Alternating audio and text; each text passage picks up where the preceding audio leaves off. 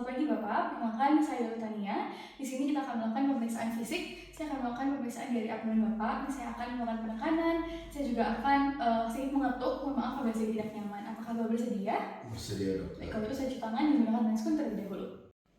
Nah, untuk pemeriksaan abdomen, kita minta posisi pasien itu kakinya sedikit ditekuk seperti ini dengan tujuan supaya otot perutnya lebih rileks. Pertama, untuk inspeksi kita perhatikan dulu area abdomennya, apakah dia simetris, asimetris, ataupun adanya asites. Jadi terlihat seperti balon yang berisi air. Setelah itu, kita juga perhatikan apakah ada kelainan. Pertama, apakah adanya vena kolateral, kabut medusa, merupakan tanda adanya hipertensi portal. Lalu kita juga perhatikan apakah adanya pembesaran organ di area hepat, lien. Lalu kita juga bisa lihat apakah adanya tanda-tanda perdarahan internal, seperti namanya adalah Great Turner sign, itu seperti ekimosis di area panggul, dan juga ada Cullen sign, itu adalah perdarahan di area umbilicalis.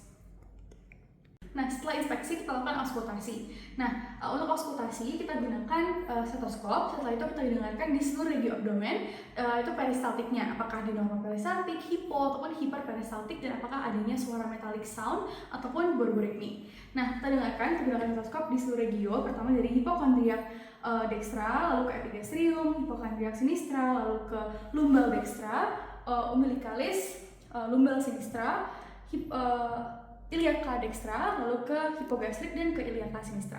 Selanjutnya adalah pemeriksaan fisik untuk perkusi. Nah, untuk perkusi kita juga akan perkusi di seluruh regi abdomen. Normalnya hasil perkusi itu adalah timpani, namun jika terdengar suara redup kemungkinan adanya asites. Selanjutnya untuk pemeriksaan palpasi. Nah, palpasi kita gunakan dua tangan. Nah, kita lakukan palpasi di seluruh regi abdomen juga. Nah, kita rasakan normalnya abdomen itu adalah supple. Jika terdapat muscular rigidity, kemungkinan adanya resiko peritonitis. Nah, kita juga rasakan apakah adanya massa yang teraba. Nah, setelah itu untuk melihat pembesaran dari organ, pertama hepar. Untuk pembesaran hepar, kita letakkan tangan kiri di belakang, di bawah arcus costa, lalu tangan kanan. Nah, kita minta pasien tarik nafas. Setelah itu kita tekan di bagian bawah arcus costa. Normalnya tidak teraba adanya pembesaran hepar. Selanjutnya untuk pembesaran lien, kita letakkan tangan kiri di belakang arcus costa sinistra, lalu tangan kanan kita palpasi dari bagian iliaka dextra sampai ke iliaka hipokondrium sinistra. Nah, normalnya juga tidak teraba, namun jika ada pembesaran kita bisa menggunakan Schaffner 1:8 atau Hackett 1:4. Nah, untuk pembesaran ginjal, kita letakkan tangan kiri di bagian belakang posterior, setelah itu tangan kanan dan tekan ke arah atas. Setelah itu tangan kanan kita tekan ke arah dalam. Nah, kita rasakan atau kita perangkap di kedua tangan dan rasakan apakah adanya pembesaran ginjal. Normalnya memang tidak teraba. Nah, sekarang kita akan menilai apakah adanya nyeri sudut costovertebra. Pertama, kita letakkan tangan kiri di bawah dekat arcus costa. Setelah itu, kita gunakan tangan kanan dan kita ketok. Nah, kita tanyakan pada pasien apakah merasakan ada nyeri. Dan kita lakukan di sebelah kanan dan di sebelah kiri. Lalu selanjutnya kita akan melakukan pemeriksaan genitalia. Nah, genitalia ini kita bagi menjadi dua, yaitu pemeriksaan pada kandung kemih dan pemeriksaan pada genitalia. Baik, yang pertama kita akan melakukan pemeriksaan genitalia. Pertama kita minta kesediaan pasien apakah ingin diperiksa atau tidak. Baik, yang paling pertama kita lakukan adalah kita inspeksi di regio suprapubik. Apa yang kita inspeksi yaitu apakah terdapat benjolan, kulitnya kemerahan, atau ada luka, dan lain-lain sebagainya. Lalu yang kedua kita melakukan palpasi yaitu meraba regio suprapubik secara bimanual atau dua tangan untuk melihat untuk menilai apabila ada benjolan tersebut. Nah, selanjutnya kita turun ke bawah yaitu bagian genitalia. Lalu selanjutnya kita turun ke bagian bawah yaitu area genitalia. Yang pertama kita harus mengamati bentuk dan ukuran genitalia eksterna, apakah ukurannya normal atau tidak, terlalu kecil atau terlalu besar. Lalu yang kedua kita memperhatikan apakah terdapat benjolan di area genitalianya. Tadi ada benjolan atau ulkus, scar atau bekas luka atau sekret atau cairan gitu.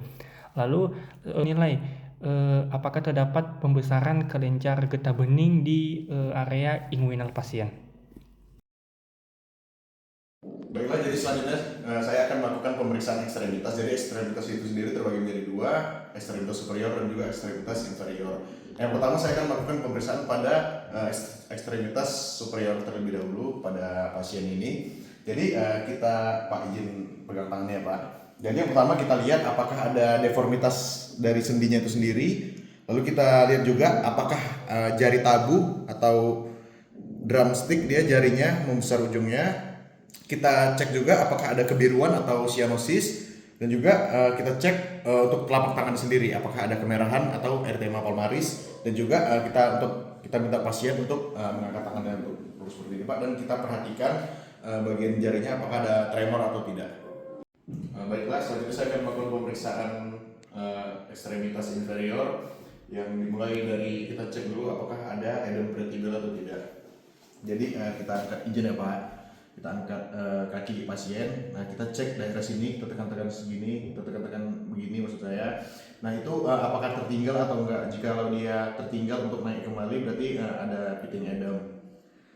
Lalu saya akan menilai pulsasi arteri, mulai dari arteri femoralis, lalu ke arteri tibialis posterior itu ada di betis ya, bisa kita bilang di betis, dan arteri dorsalis pedis itu ada di sini.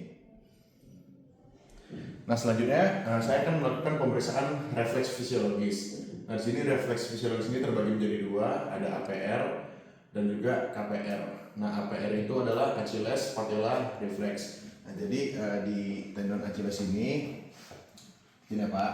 Nah nanti saya ketok segini, anggap saja ini hammer reflex ya. Jadi saya ketok segini di tendon Achillesnya. Jadi nanti dia normalnya karena dia fisiologis, reaksi tungkai ini akan ke atas atau dorsifleksi ya, bisa kita bilang.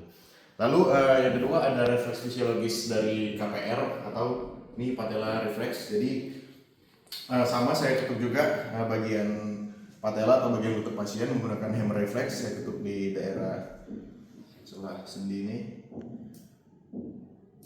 Normalnya pasien akan menghentakkan gitu karena refleks fisiologis tadi. Lalu saya akan melakukan pemeriksaan refleks patologis, yaitu refleks Babinski. Jadi menggunakan ujung dari hammer reflex tadi, bukan menggunakan kepalanya tapi menggunakan ujungnya. Kita goreskan melengkung dari bawah ke atas seperti ini.